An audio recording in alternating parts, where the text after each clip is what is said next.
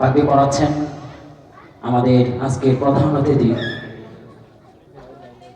এবং প্রধান বক্তা, যার জন্য আমরা এতক্ষণ অপেক্ষায় ছিলাম।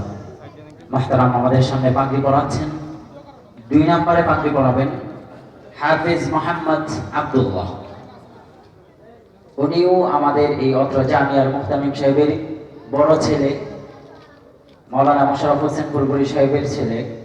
2 ছেলেকে আল্লাহ তাআলা কোরআনের হাফেজ বানিয়েছেন, এই জন্য একটু জোরে বলি আলহামদুলিল্লাহ।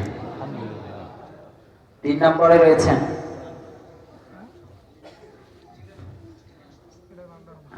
তিন নম্বর আমার এই যে আব্দুল্লাহ রয়েছে, তাদের দেশের বাড়ি হলো থানা তারাকান্দা, জেলা ময়মনসিংহ।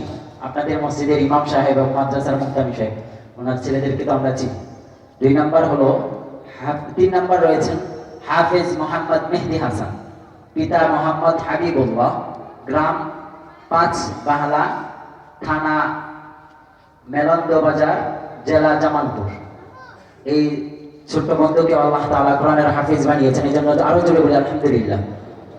4 নম্বরে রয়েছেন হাফেজ মোহাম্মদ তামিম হাসান, পিতা মোহাম্মদ শরীফুল ইসলাম, গ্রাম গোয়ান, থানা হলো দৌলতপুর, জেলা কুষ্টিয়া। সেই সুদূর কুষ্টিয়া থেকে টঙ্গী অধিবাসী হয়ে আমাদের এই মসজিদ মাদ্রাসার পড়াশোনা করে মাদ্রাসায় হেফজ শেষ করেছেন। এই জন্য আমরা দিনের মনের গহীন থেকে রব্বে কারীমের নিকট শুকর আদায় করি আলহামদুলিল্লাহ।